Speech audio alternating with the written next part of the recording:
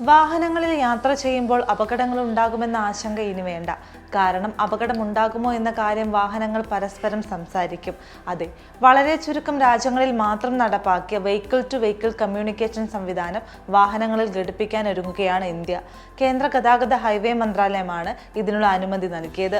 പുതിയ സാങ്കേതികവിദ്യ വാഹനങ്ങളിൽ ഘടിപ്പിക്കുന്നതോടെ യാത്രക്കിടെ അപകട സാധ്യതയെക്കുറിച്ച് ഡ്രൈവർമാർക്ക് വാഹനങ്ങൾ നേരത്തെ മുന്നറിയിപ്പ് നൽകും. മാത്രമല്ല, കൊടും വളവുകളിലും മഞ്ഞുമൂടിയ സാഹചര്യത്തിലും മറ്റു വാഹനങ്ങളെ കുറിച്ച് അറിയാനും കഴിയും. ഇതിനാവശ്യമായ 30 മെഗാഹെർട്സിന്റെ ഉയർന്ന ഫ്രീക്വൻസിയുള്ള സ്പെക്ട്രം സൗജന്യമായി ഉപയോഗിക്കാൻ ടെലികമ്മ്യൂണിക്കേഷൻ വകുപ്പുമായി ധാരണയായതായി കേന്ദ്ര ഗതാഗത ഹൈവേ മന്ത്രാലയ മന്ത്രി നിതിൻ ഗഡ്കരി പറഞ്ഞു.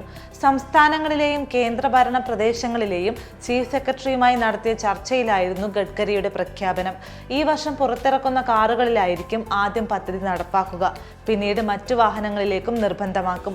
ഒരു കാറിൽ ഈ സാങ്കേതികവിദ്യ ഘടിപ്പിക്കാൻ ഏകദേശം 5000 രൂപയോളം ചെലവ് വരുമെന്നാണ് കണക്കാക്കിയിട്ടുള്ളത്. ഏതൊക്കെ ഉപകരണങ്ങൾ ഉപയോഗിക്കണമെന്നത് സംബന്ധിച്ച് വാഹന നിർമ്മാതാക്കളുമായി അന്തിമ ചർച്ചയിലാണ്. മന്ത്രാലയത്തിന്റെ കണക്ക് പ്രകാരം 2023 5 ലക്ഷം വാഹനാപകടങ്ങളാണ് രാജ്യത്തുണ്ടായത്. 1.80 ലക്ഷം പേർക്ക് ജീവൻ നഷ്ടപ്പെട്ടു. 2030 വാഹനാപകടങ്ങൾ പകുതിയായി കുറയ്ക്കാനാണ് ലക്ഷ്യമിടുന്നത്.